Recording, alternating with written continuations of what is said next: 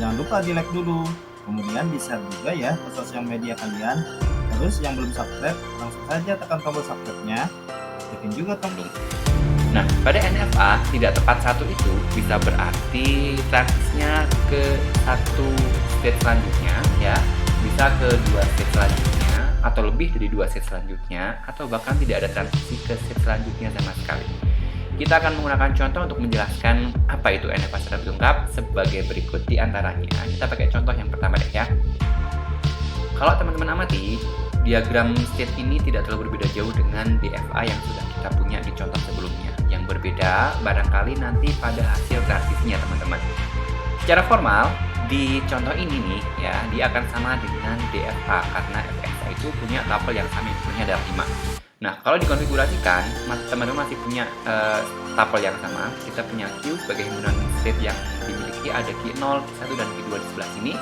Kemudian kita punya himpunan input simbol atau abjad yaitu A dan B, juga punya state awal atau start state yang dinotasikan dengan 0 oleh panah yang kita nggak tahu orang dari mana. Kemudian sebagai final state atau state akhir kita adalah key 2, dia adalah sebuah himpunan. Kemudian kalau teman-teman perhatikan, kita akan membuat transisinya secara bersama-sama. Oke, mulai dari state awal kita dulu deh, karena transisi ini paling mudah dimulai kalau kita mengawali dari state awal ke transisinya di mana. Transisi ini adalah dari key 0 ya. Kalau untuk menerima inputan A, teman-teman bisa lihat di diagram di atas ini ya, kalau kita lepas aja akan key 0, kalau dapat B dia akan key 1, sama dengan yang di FA kemarin, tidak ada perbedaan ya. Kemudian dari key 0, teman-teman masih punya key 1 dan key 2. Kita key 1 dulu deh biar kita lihat lagi ya. Key 1 dapat A, dia akan ke key 1 sendiri ya. Kemudian dari key 1 dapat B, teman-teman lihat ini ada transisi ke key 1 jadi yaitu key 2 di sebelah kanan. Nah, kebetulan di key 2 ini juga kita cek satu input kita kan ada B. Untuk setiap state berarti kita cek A dan B kemana. Nah, untuk A dari key 2 ini dia akan mengubah kondisinya ke 1 teman-teman. Terus bisa ngeliat nggak ada transisi dari key 2 dapat B itu kemana di sini? Ada nggak? Nggak ada? Oke, kalau tidak ada transisi sama sekali, kita nyatakan menggunakan notasi seperti himpunan kosong atau null set seperti ini ya. Karena memang tidak ada transisi dari key 2 untuk inputan B ke state selanjutnya atau ke dirinya sendiri sekalipun. Jadi, kalau tidak ada transisi sama sekali, kita gunakan notasi ini ya. Nah, ini nanti akan menjadi salah satu penciri bahwa mesin itu adalah jenis kategorinya adalah NFA.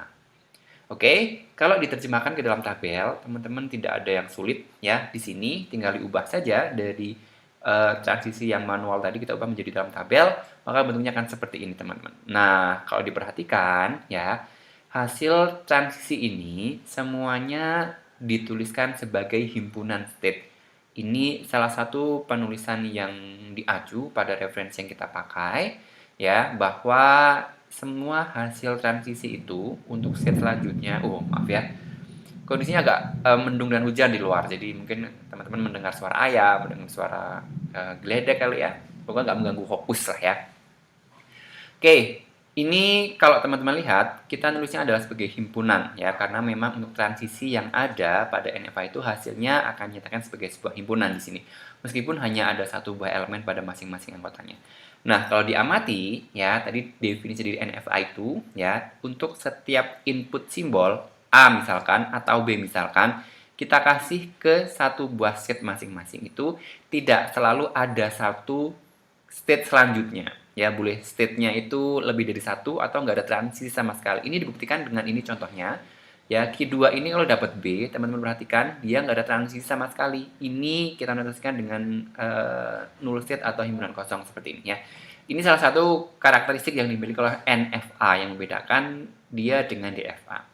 Oke, ini kalau tidak ada transisi sama sekali. Kita pakai contoh selanjutnya sebagai contoh yang kedua. Sebelum itu kita coba cek ya. Kemarin kita sudah belajar juga tentang konsep bahasa pada DFA, bahwa string yang dinyatakan diterima itu apabila transisi terakhir itu dia akan menuju ke final state atau key 2 dalam hal ini. Nah, kalau stringnya kita bangkitkan adalah BB, teman-teman bisa lihat di sini.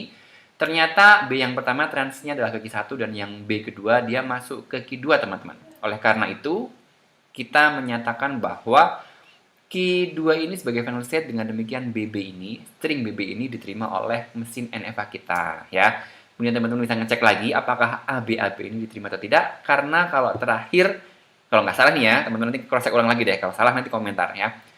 Terakhir transisi yang ditemukan dari key 1 dapat B itu adalah ke key 2, maka menuju ke key 2 ini juga sama, karena key 2 itu adalah final state, maka inputan AB juga diterima ya. Teman-teman nanti cross check lagi lah ya. Samanya dengan string kalau ditolak ya, dia kalau tidak berakhir pada final state berarti string tersebut ditolak. Teman-teman bisa melihat contoh dari AAB misalkan ya. AA itu berarti dia akan selalu looping di key 1, kemudian baru B berakhir di key 1. Oleh karena key 1 ini bukan final state, berarti input dia ditolak. Ya, teman-teman bisa nyari contoh yang lainnya deh. Misalkan kalau mau nguji nih, tadi kan ABAB, sekarang bagaimana dengan ABBA? Ya, nanti silahkan dicek ulang. Barangkali teman-teman bisa menjadikan ini sebagai latihan agar contoh-contoh ini lebih mudah untuk memahami sebuah konsep. Oke, kedua, contoh yang selanjutnya, kita punya mesin NFA yang seperti ini konfigurasinya teman-teman.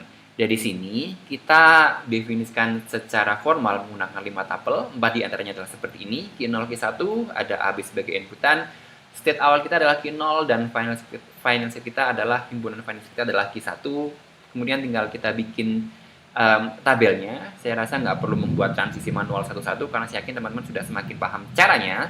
Kalau dilihat ya, key 0 dapat A itu dia akan ke key 1, kemudian key 0 dapat B dia akan ke key 1 juga ya. Key 0 AB dapat key 1, kemudian key 1 ini dapat AB juga ke key 0. Tapi ternyata ya, untuk inputan A itu dia nggak hanya ke key 0, melainkan juga ke key 1 alias dirinya sendiri.